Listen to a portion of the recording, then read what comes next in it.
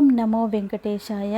నిన్నటి వీడియో అన్నమాట, ఇది కంటిన్యూషను ఇప్పుడు పెట్టేస్తున్నాను. ఈరోజు వీడియోలో ఏంటి అంటే లక్ష్మి వెంకటాచలానికి వచ్చుట అనే దాని గురించి మనం వివరంగా తెలుసుకుందాం.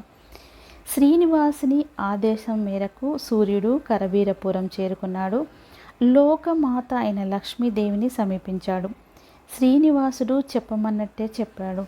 తన నాదుడు నిజంగా నాడని మాయమోహితురాలైన లక్ష్మీదేవి శ్రీ సూర్యనారాయణ వెంట వెంకటాచలానికి వచ్చింది. రమాదేవి వస్తుందన్న వార్త ముందుగానే వెంకటాచలానికి చేరింది. శ్రీనివాసునికి తెలిసింది. ఆయన కూడా మిక్కిలి నీరసం అభినయిస్తూ లక్ష్మీదేవికి ఎదురుగా వచ్చాడు. ఆ సమయంలో శ్రీమన్నారాయణుని దుర్బల స్వరూపాన్ని చూసిన దేవతలు, మహర్షులు, బ్రహ్మలు అందరూ అత్యంత ఆశ్చర్య నిమగ్నులయ్యారు.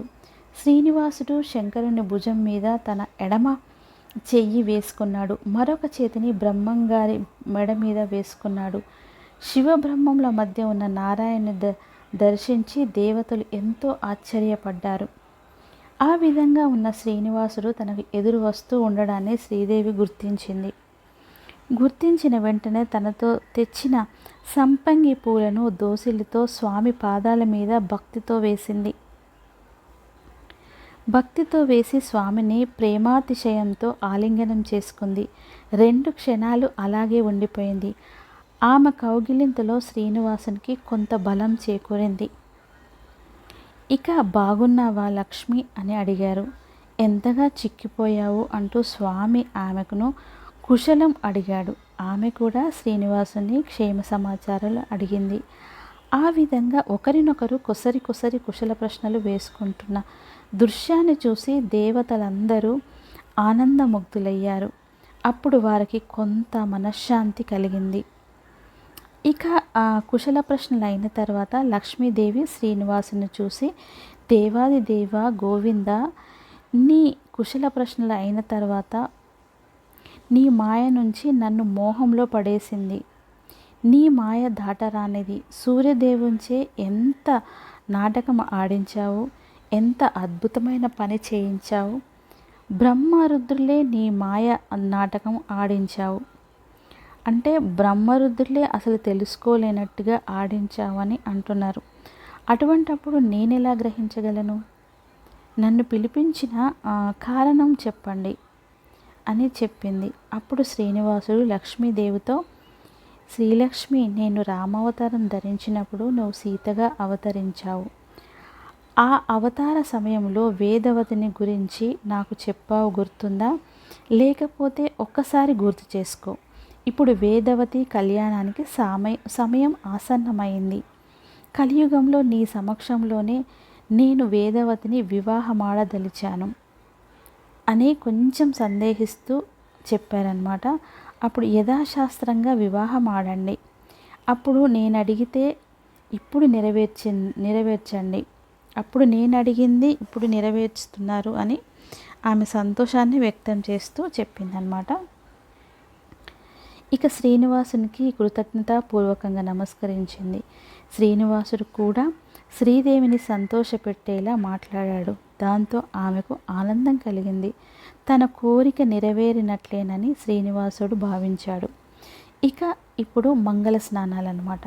ఇంతవరకు చెప్పిన తర్వాత జనక మహారాజు శతానందుని చూసి, మహర్షి ఇంతవరకు కథా వృత్తాంతాన్ని చక్కగా వివరించి చెప్పారు.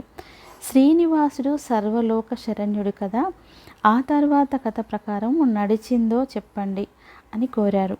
జనకుని ప్రశ్న విని శతానందుడు, శ్రీనివాసుని వివాహ సంబంధమైన కార్యక్రమాలు జరుగుతున్నాయి.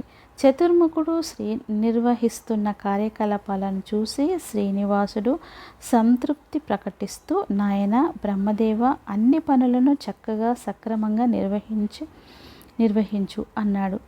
తండ్రి ఇచ్చిన ఆజ్ఞలకు కమలనాసుడు ఆనందించాడు. వెంకటాచలానికి చేరిన దేవతలందరూ బ్రహ్మదేవుడు చెప్పిన కార్యక్రమాలను క్షణాల మీద నెరవేరుస్తున్నారు. ఇక స్త్రీలు అంటే సుమంగళులైన స్త్రీలు అరుంధతీదేవి చెప్పిన విధంగా మంగళప్రదమైన పనులలో నిమగ్నమయ్యారు. అంటే వివాహానికి సన్నద్ధమయ్యారు అని చెప్తున్నారు. ఇక కొందరు దీపాలు వెలిగించారు, కొందరేమో మంగళ గీతాలు గానం చేశారు, కొందరు స్త్రీలు శ్రీకృష్ణ అవతార వైభవాన్ని మనోహరంగా పాడారు. ఈ విధంగా వివాహమైన పనులు రోజులు జరిగాయి. ఇక కొందరు దివ్యాంగనలు శ్రీనివాసునికి ఒక రత్నపీఠంపై కూర్చోబెట్టారు. శ్రీనివాసుడు ఆ స్త్రీలను చూశాడు. చిన్నబుచ్చుకున్న మొహంతో బ్రహ్మదేవుని చూశాడు.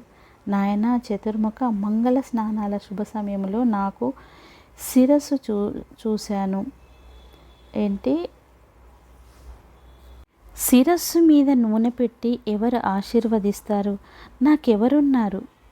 ఈ శుభ సమయాల్లో కానీ మనకు కష్టాలు కలిగినప్పుడు కానీ తల్లిదండ్రులు లేని వారి జీవితం వ్యర్థం.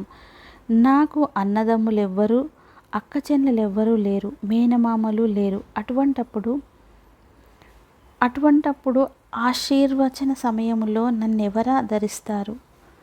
తల్లిదండ్రులు లేని వారే ఎటువంటి వారంటే కష్టాలకు గురవుతూ ఉంటారు. నాకు ఇప్పుడు తెలిసింది, తల్లి స్నేహితులతో సమానము. తండ్రి సుఖాలను కల్పిస్తాడు. భార్య అదృష్ట దేవత, ఉత్తమ గతులను పుత్రుడు కల్పిస్తాడు. సోదరుడు మంచి బంధువునకు సమానము. విష్ణుమూర్తిని మించిన పరతత్వం లేదు కదా అని విచారాన్ని అభినయించసాగాడు. ఆ బాధను పోగొట్టాలనే ఉద్దేశంతో బ్రహ్మదేవుడు శ్రీనివాసుని ఓదార్చసాగాడు. శ్రీనివాస, అసలు ఇప్పటికీ మేమంతా నీ మాయ మోహితులమై ఉన్నాం. ఇంకా ఎందుకు మోహంలో పడేశావు? నీకెవరు లేరా? నీ కుమారుణ్ణి నేను లేనా? మన్మధుడు లేడా? శివుడు కుమారస్వామి లేరా? సరస్వతి నీ కోడలు కాదా? వాయువు లేడా? నువ్వు మాకు పరపురుషుడవు కాదు, పరమ పురుషుడవు, పురుషోత్తముడవు, పరాత్రుడవు. ఇప్పటి వరకు నువ్వు పలికిన పలుకులు యథార్థాలు కావు. లోకాలన్నింటినీ చల్లగా లక్ష్మీదేవిని, నీ సహధర్మచారిని, ఇప్పటి నీ మాటలన్నీ నీ విలాసానికి సూచనలే అని శ్రీదేవి కేసి చూశాడు. ఆ చూపులోనే అర్థాన్ని శ్రీదేవి గ్రహించింది. ఇక అగ్నిహోత్రుడు అన్నమును సిద్ధం చేయుట, దాని గురించి మనం తెలుసుకుందాము. అగ్నిహోత్రిని ఆహ్వానించి తీసుకురమ్మని శ్రీనివాసుడు కుమారస్వామికి చెప్పాడు.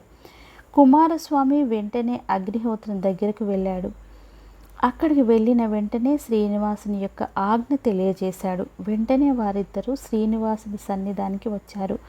అగ్నిహోత్రంతో శ్రీనివాసుడు ఏమని మాట్లాడంటే, చూస్తున్నావు కదా, నా వివాహ నిమిత్తము ఎందరెందరో వచ్చారు. వారందరికీ భోజన సదుపాయాలు చూడవలసింది కనుక నీవు నీ భార్య అయిన స్వాహాదేవితో కలిసి వేడి వంటకాలను తయారు చేయించు అన్నాడు. ఆ మాటలు విని, దేవా, నీవే చెప్పావు కదా, నేను చాలామంది వచ్చారని, ఇంతమందికి వంట చేసి పెట్టడానికి పాత్రలు లేవు, ఆహార సంబరాలు లేవు, ఏమీ లేకుండా వేడి వంటకాలు తయారు చేయడం అంటే మాటలా అన్నాడు. ఆయన మాటలు విని శ్రీనివాసుడు, అగ్నిహోత్ర, అన్నీ ఉంటే ఎవరైనా చేస్తారు, ఏమీ లేనప్పుడే అన్నింటినీ సమకూర్చుకోవడంలోనే ఉన్నది అసలైన విషయం. నైపుణ్యం ఉన్నది, దానికి కూడా పెద్ద నైపుణ్యం కావాలి అని చెప్తున్నారు. అంటే ఇక్కడ విషయం ఏంటంటే, మనం అన్నీ ఉన్నప్పుడు బతకడం కాదు, ఏవి లేకపోయినా సంతృప్తిగా బతకాలి అనేదాన్ని మనం ఇక్కడ తెలుసుకోవాల్సిందిగా శ్రీనివాసుని అర్థం అన్నమాట. ఇది ఇప్పటి వరకు చాలా లెందీ అయిపోయింది. ఆల్రెడీ 9 minutes పైన అయిపోయిందండి. ఇలాంటి అప్డేట్స్ వెంట ఇస్తూనే ఉంటాను. ఈరోజు ఈవినింగ్ పెడదాం అనుకున్నాను. అసలు నాకు ఆ సమాచారం అంత పర్ఫెక్ట్గా దొరకలేదు, అందుకని చెప్పేసి లేట్ అయిపోయింది. ప్లీజ్ ఇలాంటి వీడియోస్ కోసం లైక్, షేర్, సబ్స్క్రైబ్.